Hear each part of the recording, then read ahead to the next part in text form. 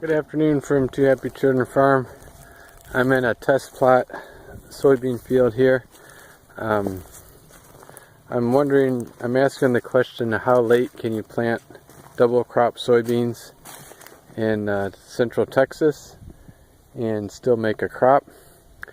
This is my first year growing soybeans, but there's really no basic research down here for soybean planting dates, varieties.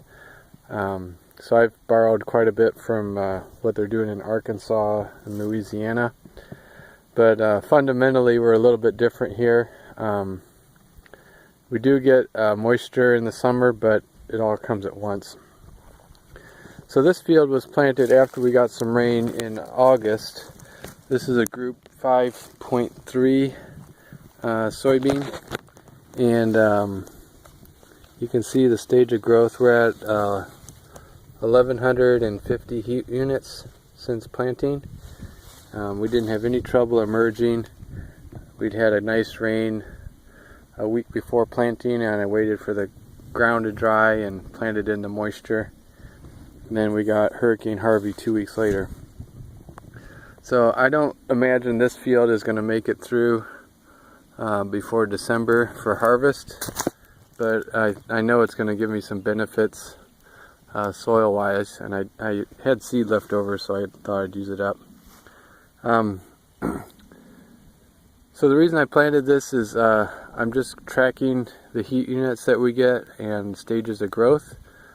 If you guys aren't tracking heat units, you can get a GDU calculator downloaded from Ag PhD. Just plug in your zip code and planting date, and then you know how many heat units your crop has seen. So the guys up in Canada with realagriculture.com kind of got me thinking about double cropping, because if the Canadians can double crop after wheat with like a July 10th planting date, and they get first freeze can be September 15th to September 20th, then we should still be able to double crop down here in Texas after a corn crop, which is typically off August 1st here. So the Canadian example, they use a 00 soybean in their double cropping, and they look to put it in by July 4th following their wheat crop.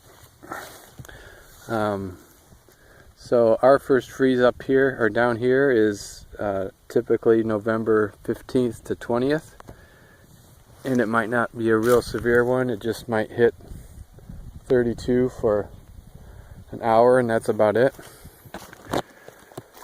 So if they're doing 00s and they're going to get a first freeze September 20th, and I'm 60 days after that, we can do some calendar arithmetic. If group 3 is 30 days later than a group 0, which is how I understand how groupings work, or a group 2 is 20 days later, let's say I plant August 1st, that's 30 days later than the Canadians. That still gives me another extra 30 days to work with on my group selection. So I think, if my math's right, I should be able to plant August 1st soybeans after my corn crop just about every year, and put in either a group 2.5 or a group 3, somewhere in that region, soybean. So if the Canadians are able to do a group 0 after July 4th, being we have 60 extra days of growing time, which I lose 30 of them to my corn harvest date being August 1st, I still think there's enough room there to get a decent group 2.5 to group 3 soybean in. So I'm going to be looking into working with some seed people from up north who can give me the shorter season soybean seeds.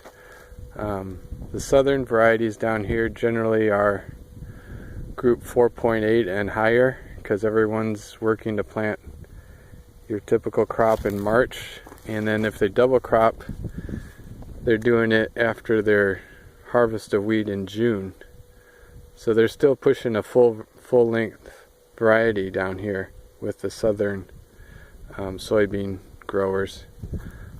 But I think I could still make a soybean crop if I just went to a shorter group number and got it in on August 1st. So we're going to be following this field the rest of the way.